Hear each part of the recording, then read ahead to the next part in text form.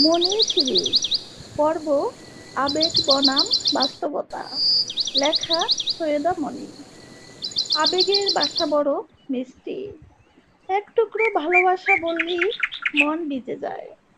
কারো চোখে চোখ রেখে বলা ভালোবাসি, কারো হাত ধরে বলা আমি আছি পাশে। এসব যেন অন্তরের মধু, যা এক ফোঁটা হলেই মন জোয়ারে বেসে যায়। আবেগ আমাদের স্বপ্ন দেখায়, আশা জাগায়, ভবিষ্যতের রংচটে ছবি আঁকে। যেখানে সুখ আছে, শান্তি আছে, ছুঁয়ে থাকার প্রতিশ্রুতি আছে। কিন্তু হায়, বাস্তবতা কখনো চশমা পড়ে না। সে কাঁচা চোখে তাকায়, বুকের গভীর গোপন ব্যথাও ধরে ফেলে। বাস্তবতা বলে ভালোবাসি বললেই সংসার চলে না, আমি আছি বললেই মানুষ পাশে থাকে না।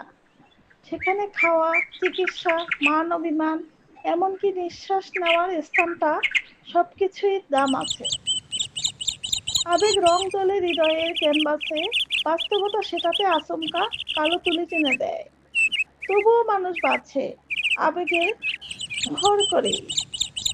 কারণ বাস্তবতা কত নিষ্ঠুর, কিন্তু আবেগ সে একটুখানি স্বপ্ন বাঁচিয়ে রাখে বুকে।